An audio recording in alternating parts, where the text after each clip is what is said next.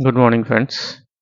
Next जो हमारा chapter है सीसीपी का वो है मॉड्यूल बी में analysis of financial statement. Financial statement का एनालिसिस आप जानते हैं कि अगर आप लोन डिपार्टमेंट में काम कर रहे हैं तो ये चैप्टर कितना ही महत्वपूर्ण है, कितना इम्पोर्टेंट है। बैंक को आप सभी जानते हैं, बैंक को दो टाइप से इनकम अर्न होती है। एक तो आपका हो गया फाइनेंस, एक इनकम होती है आपकी इंटरेस्ट इनकम, दूसरी होती है नॉन इंटरेस्ट इनकम। ठीक है, तो इंटरेस्ट इनकम में कहाँ से मिलता है? जो आप लेंडिंग करते हैं।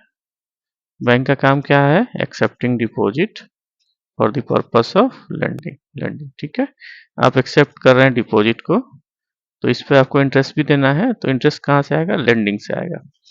या आप नॉन इंटरेस्ट इनकम कमा पा रहे हैं, लाइक आप शेयर मार्केट की ट्रेडिंग कर रहे हैं, आपका ट्रेजरी कर रहा है, ठीक है, कमीशंस ले रहे हैं, तो आपका ये आता है।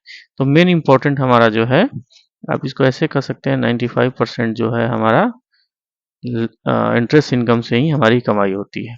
ठीक है, तो मॉड्यूल बी में एनालिसिस ऑफ फाइनेंशियल स्टेटमेंट, दो चैप्टर है इसमें, एनालिसिस ऑफ फाइनेंशियल स्टेटमेंट और प्रोजेक्ट अप्रेजल। ठीक है, तो आज शुरू करते हैं हम लोग। पहला chapter 7 analysis of financial statement. ठीक है, इसमें एक एक करके मैं आपको एक रफ शीट खोल लेता हूँ।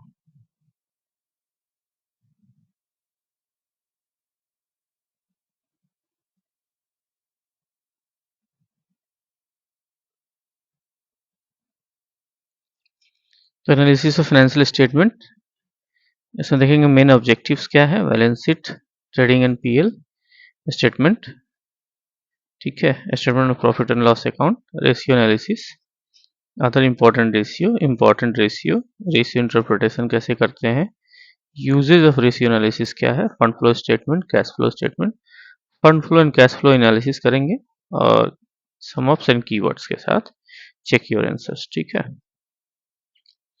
तो देखिए इसमें सबसे पहला चीज क्या कहता है, ये ऑब्जेक्टिव्स तो वही होते हैं चैप्टर्स के जो आपको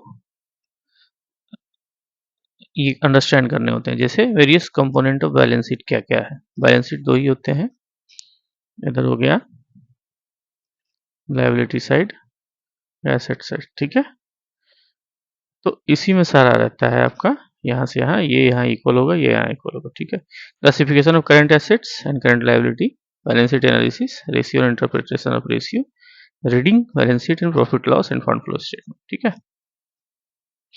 बैलेंस शीट क्या है फ्रेंड्स? देखिए बैलेंस शीट का the statement of financial position which reveals the money value of a company, asset, liability and owners equity on a particular day known as balance sheet. ठीक है, हम लोग हर साल financial year 31 March ending का लेते हैं। जैसे इस बार हम लोग 31 मार्च 2024 का लेंगे।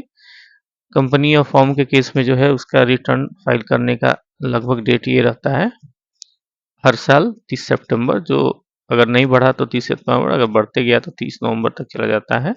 इंडिविजुअल केसेस में फाइल करने का, रिटर्न फाइल करने का डेट होता है हमेशा 31 जुलाई। ठीक है, तो कहता है कि किसी डेट को, ठीक है, आपके बुक्स में आपकी एसेट्स, आपकी लायबिलिटी और आपका नेटवर्थ क्या है, उसे ही बैलेंस शीट कहते हैं। ठीक है, generally this is a prepared eight the end of financial year, जो मैंने पहले कहा। Companies also prepare profit and loss account, which is the statement of sum of expenses. Profit and loss क्या होता है? उसका expense और उसका income किसी particular year में कितना है। The balance sheet, PL account, income and expenditure, along with the cash flow statement and the disclosure as indicated by the company laws board constitute a company financial. ठीक है, both balance sheet and profit and loss account express in terms of currency of the country. मतलब किसी भी balance sheet का हमारे यहाँ INR में बनता है, आईएनआर, या आप ऐसे कर सकते हैं आईएनआर रुपीज में। This balance sheet is the summary of asset liability of a form company as at the end of year. ठीक है, किसी भी फाइनेंशियल ईयर के एंड पर जो उसका समरी होता है एसेट लायबिलिटी का, वही उसका बैलेंस शीट होता है। This have been accumulated over the years since its inception. The profit and loss account, on the other hand, is a statement of performance of the firm over the year ending with the balance sheet date. ठीक है, cash flow and fund flow statement are derived from the balance sheet and profit. And loss account, ठीक है। The first step to analysis the financial position of a firm is clear understanding of two statement. देखिए format होता है, आपको दो चीज समझना पड़ेगा, हॉरिजॉन्टल फॉर्म और वर्टिकल फॉर्म, दो होते हैं, ठीक है। तो यहाँ कहता है in the case of company the format for balance sheet was prescribed by earlier companies act where as no format for PL account was prescribed. However schedule 6 of the companies act 1956 required that the statement should present A true and fair view of the state of affairs, ठीक है। 1956 में PL and pandal को add किया गया। The companies act has also specified that the profit and loss account must show specific information as required by schedule 4। The format of balance sheet can either be horizontal or vertical, दो हो सकता है। तो ये horizontal form है, इसमें क्या होता है एसेट लायबिलिटी, लायबिलिटी पहले होता है एसेट्स। लायबिलिटी साइड में क्या आएगा, कोई भी लायबिलिटी में देखिएगा शेयर कैपिटल क्या है, कंपनी फॉर्म की लायबिलिटी होती है, ठीक है। रिजर्व एंड सरप्लस मतलब जो प्रॉफिट से आया उसका रिजर्व बनता चला गया या सरप्लस होता चला गया। सिक्योर्ड लोन कितना उसने बोरोइंग किया है, अनसिक्योर्ड लोन किसी और से लिया है क्या। करंट लायबिलिटी क्या है, विद इन 12 मंथ में कौन सी लायबिलिटी पे होनी है। एंड प्रोविजंस क्या है, टैक्सेज एंड अदर्स, ठीक है। उसी तरह फिक्स एसेट्स जो एक साल के अंदर में कन्वर्ट नहीं हो सकते या जो लिक्विड इजीली लिक्विडेट नहीं होते उसे फिक्स एसेट कहते हैं। इन्वेस्टमेंट क्या है, नॉन करंट एसेट्स में आता है लंबे टर्म के लिए। और करंट एसेट क्या है, 12 मंथ में कैश में कन्वर्ट हो जाए। Loan and advances, miscellaneous expenditure, तो ये क्या है एसेट्स का। ये हो गया आपका हॉरिजॉन्टल फॉर्म। वर्टिकल फॉर्म में क्या हो सकता है, सोर्सेज ऑफ फंड और यूजेज ऑफ फंड, ठीक है। सोर्सेज ऑफ फंड्स में क्या आएगा, सब्सक्राइबर फंड्स। सब्सक्राइबर फंड्स में क्या हो सकता है, कैपिटल, शेयर कैपिटल जो ऑनर्स लेके आए, ऑनर लेके आता है। रिजर्व एंड सरप्लस जो प्रॉफिट से आता है, ठीक है। लोन फंड, लोन फंड भी होता है, कंपनी को रन करने के लिए लोन भी चाहिए, ठीक है। तो वो सिक्योर्ड लोन हो गया, किसी बैंक से बोरो कर लिया। अनसिक्योर्ड लोन किसी पार्टनर किसी डायरेक्टर पार्टनर या किसी भी अन्य व्यक्ति से ले लिया जो बाद में चुकाना है, उसको चुकाना तो सभी है लेकिन उसको भी बाद में चुकाना है, ठीक है। सेकंड होता है सोर्सेस ऑफ फंड, दूसरा यूजेज ऑफ फंड या एप्लीकेशन ऑफ फंड, ठीक है। इसको यूजेज ऑफ फंड कहते हैं, यूजेज ऑफ फंड भी कह सकते हैं आप। तो यूजेज ऑफ फंड में क्या होता है, फिक्स एसेट्स, आपने सोर्स किया उसको फिक्स एसेट में लगाया, आपने सोर्स किया इन्वेस्टमेंट में लगाया, आपने सोर्स किया उसका करंट एसेट बना, loan and advances less current liability and provision net current asset, ठीक है। करंट एसेट्स में लोन एंड एडवांसेज, अगर उसमें जो है आप लेस कर रही है करंट लायबिलिटी एंड प्रोविजंस को तो आपका नेट करंट एसेट निकल जाता है। मिसलेनियस एक्सपेंडिचर्स, तो आपके यहाँ सोर्स हो गए, कहाँ से फंड आया आपके पास, कहाँ खर्चा हुआ। तो दो टाइप के हो गए आपके, horizontal and vertical, vertical BS and PL, ठीक है। अब देखिए schedule 3 of the company act 2013 prescribe modified format for balance sheet and statement of profit and loss under, ठीक है। ये 2013 में फिर चेंज हो गया। 1956 से पहले क्या था, पीएल एंड पीएनडल का कॉन्सेप्ट नहीं था, 1956 में आया। अब क्या है, फिर से जो है मॉडिफाई हो गया बैलेंस शीट एंड पीएनडल, ठीक है। अब बैलेंस शीट में क्या देना है, पहले नेम ऑफ कंपनी आपको देना है, यहाँ लिखना है 31/3 जो भी हो 2024 2023 जो लिखना हो लिखना पड़ेगा। रुपीज इन आपको यहाँ पर डिनोट करना पड़ेगा, लाख करोड़ जो भी हो, ठीक है। अब ये फॉर्मेट आ गया आपका, particulars, note number, figures in current as a current end of current reporting, figures at the end of previous reporting, दो बनाना पड़ेगा। जैसे आप 24 का फाइनल कर रहे हैं तो यहाँ आपको 2023 का फाइनल कर यहाँ लिखना पड़ेगा। कंपेरेबल बैलेंस शीट जिसको बोल सकते हैं, कंपेरेबल, ठीक है। तो इक्विटी एंड कैपिटल में क्या हो सकता है, शेयर होल्डिंग फंड, सबसे पहले क्या आएगा, इक्विटी एंड लायबिलिटी, ठीक है। इक्विटी में शेयर कैपिटल, दूसरा reserve and surplus, profits and loss से आया, money received against share warrants, ठीक है। Share application money pending allotment, आपने शेयर मार्केट में दिया, ठीक है, और उससे जो मनी आया बट आप उसका अलॉटमेंट किसी एक, मान लीजिए 31 मार्च 2024 को आप नहीं कर पाए, उसको नेक्स्ट फाइनेंशियल ईयर में 1/4/2024 को किया, तो ये आपके बुक्स में 31 मार्च को शो दिखाएगा, पेंडिंग दिखाएगा, ठीक है। नॉन करेंट लायबिलिटी क्या हो सकता है, जो लॉन्ग टर्म बोरोइंग है, लॉन्ग टर्म बोरोइंग है मतलब 12 मंथ से ज्यादा के लिए। डेफर्ड टैक्स लायबिलिटी है net, other long term liability है लॉन्ग टर्म प्रोविजन है, ठीक है। करंट लायबिलिटी कौन हो गया, जो 12 महीने के अंदर जिसको पे किया जाना है, ठीक है। इसमें शॉर्ट टर्म बोरोइंग हो गई, ठीक है, शॉर्ट टर्म बोरोइंग हो गया। इसको 12 मंथ का सीसी कह सकते हैं, सीसी का इंटरेस्ट, ठीक है। या करंट लायबिलिटी में आपको आ जाता है 12 मंथ का ईएमआई, टर्म लोन का, ये करंट लायबिलिटी में आता है। Trade payables, सन्डी debtors, सन्डी creditors, सन्डी creditors, ठीक है। अदर करंट लायबिलिटी ओसीएल, ठीक है। शॉर्ट टर्म प्रोविजंस, जो आपने प्रोविजंस किया, ये आपका आ गया लायबिलिटी साइड, ठीक है, इक्विटी एंड लायबिलिटी। तो नेक्स्ट इसको बराबर करने के लिए क्या आएगा, एसेट साइड। एसेट साइड में क्या क्या आएगा, ठीक है। एसेट साइड में आ गया आपको non current asset. Non current asset में क्या आ गया, फिक्स एसेट। करंट एसेट क्या हो गया, जो 12 महीने के अंदर कैश में कन्वर्ट हो जाए, 12 मंथ के अंदर कैश में कन्वर्ट हो जाए। तो वैसा होगा जो ग्रेटर देन 12 मंथ में कैश में कन्वर्ट होगा या नहीं होगा, तो उसे नॉन करंट एसेट्स बोलते हैं। जैसे टेंजिबल एसेट्स में आपने डाला, इनटेंजिबल में डाला, कैपिटल वर्क इन प्रोग्रेस है, ठीक है। इंटेंजिबल एसेट अंडर डेवलपमेंट है, तो ये फिक्स एसेट्स में आएगा। नॉन करंट इन्वेस्टमेंट है, डिफर्ड टैक्स एसेट्स है, long term loans and advances है, अदर नॉन करंट एसेट्स। ये नॉन करंट एसेट्स के पार्ट है जो इजीली कैश में कन्वर्ट नहीं होते हैं। दूसरा हो गया करंट एसेट्स। करंट एसेट जो करंट इन्वेस्टमेंट है, 12 मंथ में कैश में कन्वर्ट हो जाएगा। इन्वेंट्री आपकी 12 महीने में यूटिलाइज हो जाएगी। ट्रेड रिसीवल मतलब सन्डी डेटर्स, ये 12 महीने में आपको वापस आने हैं। Cash and cash equivalent, short term loans and advances, other current assets, ठीक है। तो ये हो गया, और ये दोनों का टोटल जो है, इसका टोटल और उसका टोटल दोनों का बराबर होगा। अकाउंटिंग पीरियड क्या होगा, किसी भी फाइनेंशियल ईयर का अकाउंटिंग पीरियड होगा 31 मार्च 2031 मार्च, ठीक है, उससे आगे नहीं जाए। In case of wholly owned Indian subsidiary having foreign parent company having different date, then such company may have date coinciding with the holding company upon application to and after obtaining approval prior from NCLT। अब कोई Indian subsidy, जैसे मान लीजिए Maruti Suzuki, Maruti Suzuki इसकी parent company कहाँ की है, Japan की है, ठीक है।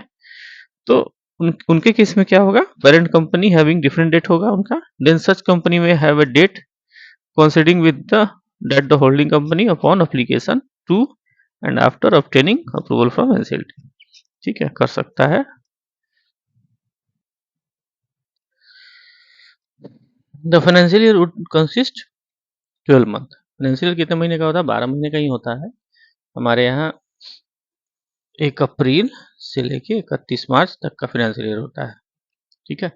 In respect of the company incorporated on and after 31 March of 1 January till 31 March of a year will have year ending 31 March next year. मान लीजिए कोई कंपनी जो है ना 1 जनवरी 2024 को स्टार्ट हुई, ठीक है, तो उसके लिए फाइनेंशियल ईयर एंडिंग जो है 31 मार्च 2024 नहीं होगा, ये 31 मार्च 2025 होगा, ठीक है। Will have its year ending next year, hence only in such cases one may get financial statement for period of 15 month, ठीक है, 15 महीने का फाइनेंशियल स्टेटमेंट उनका होगा। अब देखिए नोट्स, करेंट एसेट्स क्या होता है, करेंट एसेट्स क्या है, an asset will be classified as current if any of the following conditions are fulfilled. कोई भी है, नॉर्मली हम लोग मानते हैं कि 12 मंथ में जो है करंट एसेट जो है कैश में कन्वर्ट हो जाएगा, ठीक है। कहता है एक्सपेक्टेड टू बी रियलाइज्ड और इंटेंडेड फॉर सेल और consumption within normal operating cycle that is within 12 month, ठीक है। Due to settle within the 12 month from the reporting date of balance sheet. अगर कोई settle हो गया 12 महीने में रिपोर्टिंग डेट में, तो held primarily for the purpose of trading, stock in trade, जिसको स्टॉक स्टेटमेंट बोलते हैं, स्टॉक स्टेटमेंट। कैश और cash equivalent including book bank deposits, cash, bank balance, term deposit respective of tenure do not have any lien और charge, ठीक है ना। तो ये सब क्या है, करंट एसेट्स में आएगा। बाकी जितने भी एसेट्स हैं वो किस में आएंगे, नॉन करंट एसेट्स में, ठीक है। Following assets are to be tested as current और नॉन करंट। अब इसमें देखना है, इन्वेस्टमेंट है, एडवांस है, रिसीवेबल्स है, ठीक। It means DTA is always to be classified as non current assets, ठीक है। Always classified as intangible by the banker. Banker हम लोग क्या बोलते हैं, इंटेंजिबल एसेट्स भी बोलते हैं, इंटेंजिबल। एक होता है टेंजिबल और एक होता है इंटेंजिबल, ठीक है।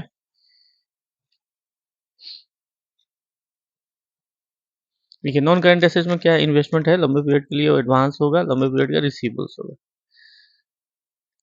कहता है an operating cycle is the time between acquisition of assets for processing and their realisation in cash और cash equivalent is called operating cycle. Operating cycle हम लोग कंपनी का ऑपरेटिंग साइकिल मैन्युफैक्चरिंग के केस में हमेशा ही पूछते हैं कि कंपनी का ऑपरेटिंग साइकिल क्या है।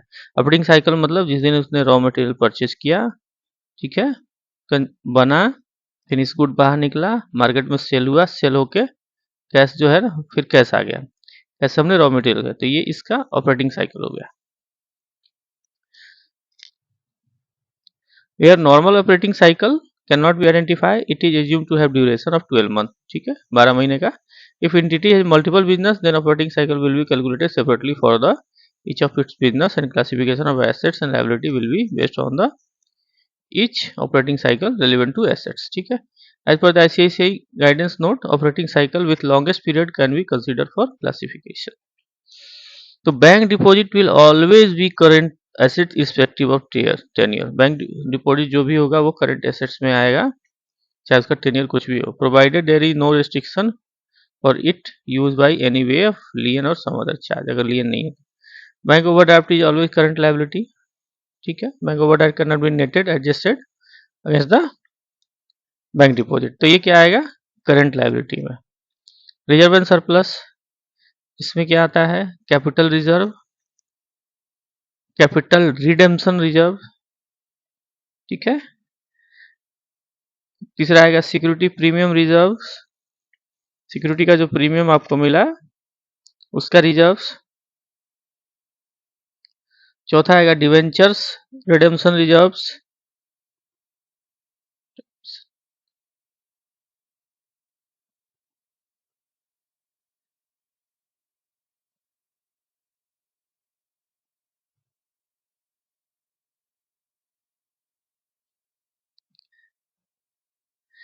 ठीक है। डिवेंचर्स आ गया, रिवैल्यूएशन रिजर्व्स, किसी का भी रिवैल्यूएशन करा लिए अपना, share option outstanding account, other reserves, ठीक है। तो ये सब क्या आ गए हमारे रिजर्व एंड सरप्लस में।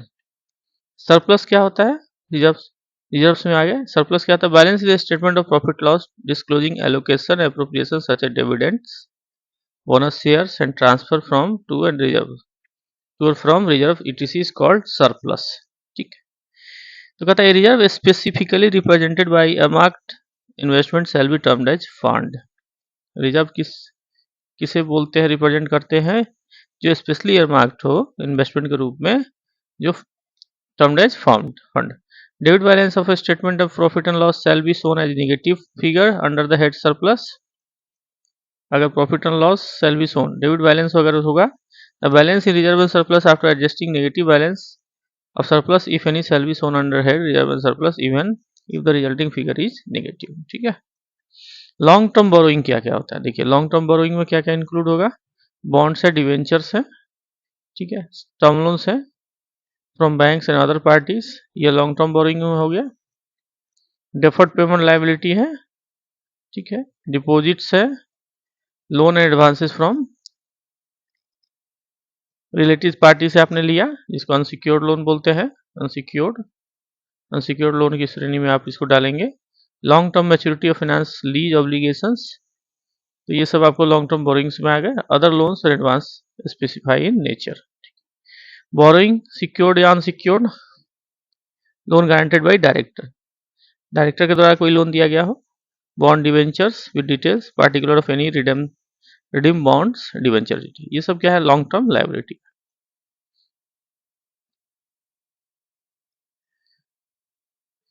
अदर लॉन्ग टर्म लायबिलिटी में क्या आएगा, ट्रेड पेबल्स एंड अदर्स, ठीक है। लॉन्ग टर्म प्रोविजंस कौन आएगा, provision for employ benefit and others. Liability will be classified current liability, अब कोई भी लायबिलिटी करंट लायबिलिटी में क्या आएगा, ठीक है, expected to be settle within the normal operating cycle, means 12 महीने जो हम लोग मानते हैं, due to be settle for 12 month from the reporting date. Held primarily for the purpose of being trading, जैसे liabilities, derivative, financial instrument, call option और put options. Entity does not have unconditional right to defer settlement beyond 12 month from date of reporting. तो ये सब क्या है, current liability. All other liability shall be classified as non current. Sorry friends. Short term borrowing, अभी तक तो long term हमने देखा।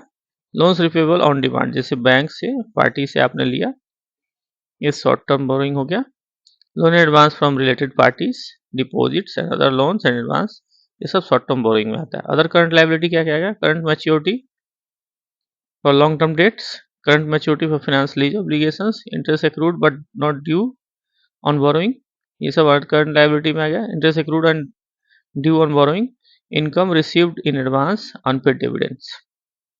ठीक है, तो ये सब क्या आ गया, अदर ओसीएल में आता है, OCL, other current liabilities. Short term provisions क्या है, provision for employment benefit and others.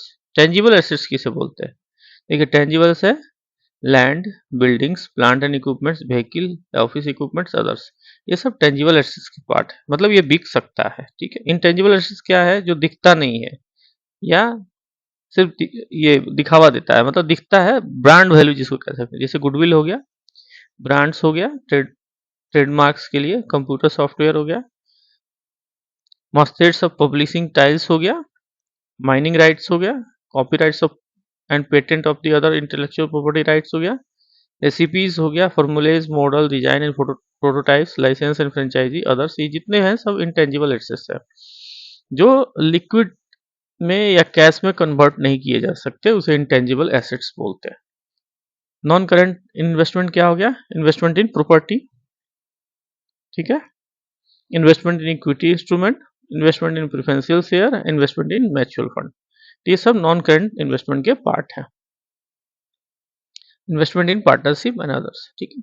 Long term loans and advances कौन कौन सा हो गया, कैपिटल एडवांस, लॉन्ग टर्म है, जो कैपिटल लगाएगा पूंजी जब तक कंपनी रहेगी तब तक उसमें रहेगा। सिक्योरिटी डिपॉजिट्स कहीं दिया, लोन एंड एडवांसेस, ठीक है। अदर नॉन करंट एसेट्स में क्या क्या होगा, long term trade receivables, others, long-term trade receivable to classify the secured considered goods, unsecured considered goods and doubtful etc, ठीक है। करंट इन्वेस्टमेंट में क्या क्या आएगा, investment in equity instrument, investment in preferential shares, investment in government और trust securities, investment in debentures और bonds, investment in mutual funds, investment in partnership forms, others, ठीक, ये सब करंट इन्वेस्टमेंट में, ठीक है। इन्वेंट्रीज में क्या क्या आएगा, raw material, work in progress, finish goods, stores, spares, loose, tools etc, ये सब इन्वेंट्रीज। Trade receivers, secured and unsecured, contingent liability and commitment to the extent of claims against the company not acknowledged at date, guarantee, other money for which company contingent liability, तो ये सब है contingent liability. तो ये हमारा balance sheet का part था, ठीक है। इसमें इतने होते हैं, बाद में जब हम बैलेंस शीट एनालिसिस करेंगे और उसका एक एक चैप्टर देखेंगे, मतलब क्वेश्चन देखेंगे, तब जाके थोड़ा सा क्लैरिटी आएगी।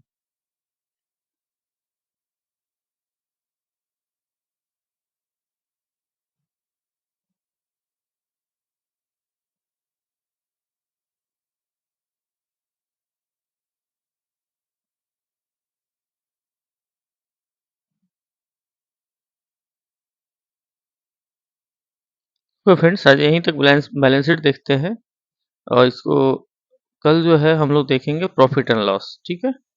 प्रॉफिट एंड लॉस में क्या आ सकता है, analysis statement of profit and loss, ठीक है। तो अगर आपको चैप्टर अच्छा लग रहा हो तो प्लीज़ फ्रेंड्स इसे लाइक ज़रूर करिए, शेयर करिए, सब्सक्राइब करिए, ऐसे ही आगे बढ़ते जाएंगे। आपका सहयोग मिला तो धन्यवाद, थैंक यू।